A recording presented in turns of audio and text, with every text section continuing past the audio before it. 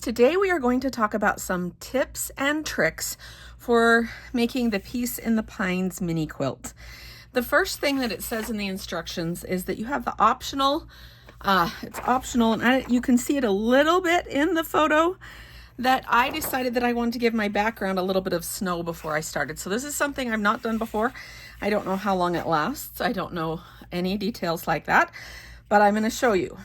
First up, my little, do this somewhere where you can make a mess, but my little studio space here where I can record is not very big. And so I am going to cover things with paper towels before I start, so that I know I'm not going to get paint on places I wish I didn't. Okay, this is the piece that I'm going to use because it fits on the screen, but this is the wool that you would use. And so the instructions say to take acrylic paint, just the cheap acrylic paint that you get in the store. And I chose an ivory white on this, but it doesn't matter. It just happened to be the white that was there. And you want to mix water and paint at about a 2-to-1 ratio. Now, I'm going to be mixing blobs, so they're not very easy to measure. So there's my blob of white. Doing this in a different color would have made it easier for you to see, but okay, anywhere, but really you're shooting for about 2-to-1, but you might end up somewhere closer to half and half, and either way works. Half and half will have finer dots, but they won't show up as much because they're not as strong. Okay, I'm just using at the back of a toothbrush. I also like my fingernail brush to do this with because it's got very fine bristles that work really well on it. Okay, we want to get that as mixed in as we can. You may need to get a paintbrush or a finger, but it looks like we've got it mixed in. Okay, I'm going to use the edge of my protective cover over here and wipe off the tail of my toothbrush so I don't end up getting paint where I don't want it. And before we do this one, we're going to practice a little and make sure that it's the right consistency and that we know how to flick it. So I'm just putting the tip of my toothbrush in, and then I'm going to flick it like this. Can you see those spots showing up? Okay, I like the beginning of it, as the more that I do, the smaller the spots get. And now I wouldn't sit this on top of this, but this is my little space, so that's what space I've got. So I'm going to go ahead and get some paint, dab off just a little bit of the surface of it, and do my flick little snowflakes. Let's get some more.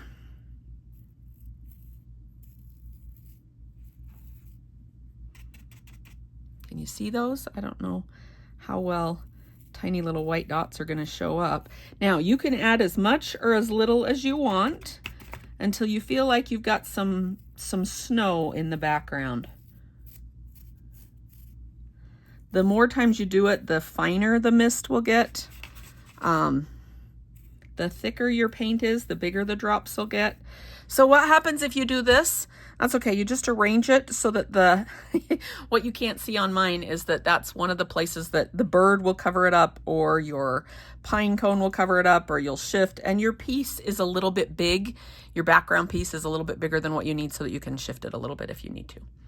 Okay, now what do I do with this? It looks great. It'll blend in a little bit, but that's okay. You just let it dry. Let it go and go and go until it dries.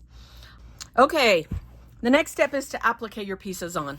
I was not home when I worked on this project, so I don't have any videos recorded of me appliquing, but it's not that complicated. It's the same thing as the other instructional videos that we have about appliquing. But once you have the appliquing done, okay, the next step is to mark the lines where these stems are. That's the part that I stitched next, so I want to mark those. Because I'm working on dark, I'm using a Soline pencil, and my Soline pencil, that one is out of lead. Let me grab another Soline pencil. Okay, this one is also a Soline pencil. It's a Soline Trio. I had a tool that I had to use the Soline Trio with before, so I own a Soline Trio, but I prefer just the regular Soline. Okay, we want those lines. So I'm going to start right here on this line. Can we see that one? Yes, let's move our entire project over. I'm just going to start up here at the tip, and I'm going to use the pencil to poke a hole through my vellum. Now, if I had my pieces appliqued on, I'd make sure that they were in the right place. That's how I'd know where to place it. And then I'm just going about every 1/4 of an inch, and notice that I'm twisting. I poke the hole and then twist.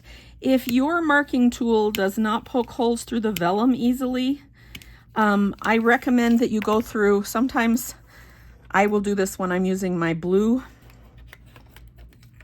pen, like this on a lighter surface. I'll go through and poke the holes first with a pin or a needle, and then go back, because then my tip of my marking tool will go right through it. So we're just gonna go ahead and mark all of these lines, okay?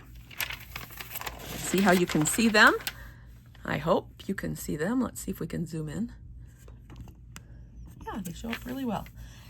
And then I went ahead and drew my lines in between because I didn't want them to brush off or me to get confused. So I went ahead and drew them afterwards so I'd know where it was that I was stitching.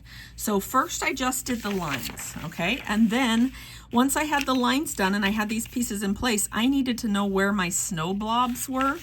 So then I went back and did the same thing around the snow blobs. Now, they're blobby, so you won't get exact edges on these, and it won't be that important because your flat braid will have a mind of its own as far as where it's going to go. But go ahead and mark your blobs.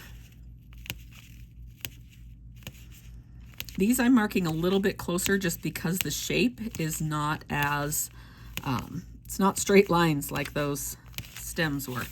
Okay, now that, can you see that blob on there? So then I went ahead and drew lines so I knew where the blob went. And I marked all of them before I started doing the flat braid. Okay, if you're wondering about how to do the flat braid, follow the instructions on the flat braid videos. They have exactly what you need to know. But as far as what should be white and what should be gray, if you look at your sample one, this is this one right here. And when you look at it and you go, that's not quite the same. That's right, flat braid has a mind of its own. So sometimes it won't go there. I did the gray ones first so that the white could overlap them.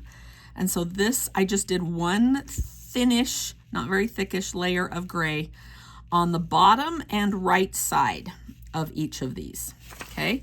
So I probably on this one started at about right here, and I just did one row gray about along there. And in some places, if you look closely, my white just overlapped my gray. Like it's hard to get flat braid that skinny, but the white just overlapped it, okay? So that's how you mark those for the flat braid.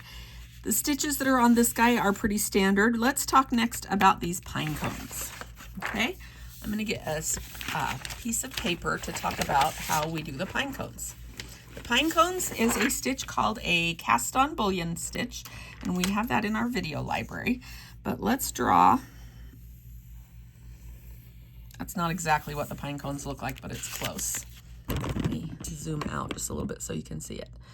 Okay, so here's what I did. Down here on the bottom, I started here and ended here and did my first cast on bullion right there, okay? Looks like about like this. And then for the first few rows, it works great to do another cast on bullion here. Shoot for enough wraps that it will cover the tip of this one. And so for me, that was 14 to 16 wraps. From here to the edge. You're going from the edges. If you overlap the edges and go outside just a little bit, that's fine. The next one, we're going to have 3. So edge to here, and sometimes those edge ones are shorter. Middle, back to the edge, and sometimes I went all the way up on the edge, and sometimes I just went halfway down. But that's what you keep doing all the way up, is you'll draw what you're going to do, and then you do your cast on bullions, and they'll lay over top of each other. Where'd that picture go? They'll lay over top of each other. In some places, you'll be able to see through and see the wool that's behind it. In some places, they go neatly to the edge, and other places, they didn't show up as well near the edges, but they will give the look of pine cones, and it will be great.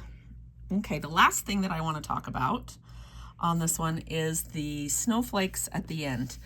Those snowflakes, you'll notice that this one has 1, 2, 3, 4, 5, 6, 7. 7 spokes around the center. Doing 7 spokes around the center is difficult unless you use the radii templates. So let me show you that. Okay, for this one, I use the 7 spoke template. So let's go ahead. It's not going to be to scale, but I can show you anyway. Remember, you always mark the center first, and then I probably went out to about right here. I'm not sure. So I'm going on this one, I'm going out to the 3rd dotted line, but I'll bet I only went to the solid line short of that. And then it has fly stitches.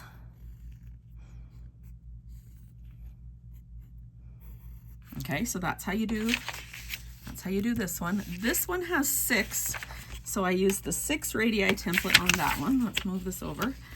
And on that one I marked halfway out the line and then to the end of the line. So let's go to the first solid line right here and then the dotted line out here, halfway. Now again, that's probably bigger than it is in, I'm gonna do all my solid lines first so I can remember which one I'm on. Notice that even though I'm using paper here to show you, I am twisting my pencil to get a good mark on each of those spots. Okay, let me put that right back next to here so you can see both of them.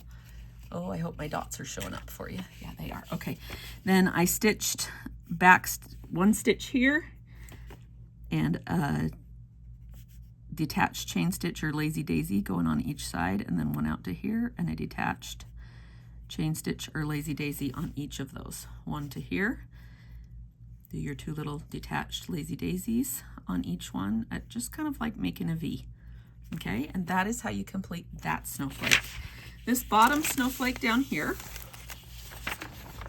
let's get the bottom snowflake where you can see him.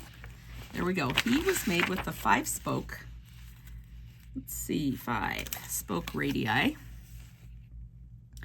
Marked in the center. Let's go out to this line right here. Okay, he is pistol stitches out to that line.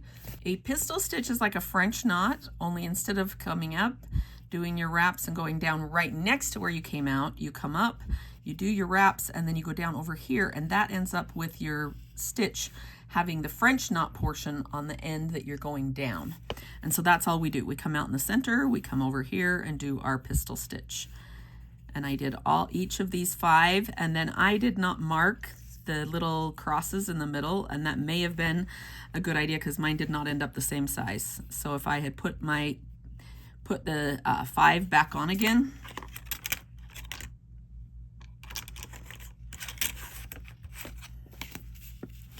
and just rotate it to halfway in between, then I could have marked those so they were all the same length.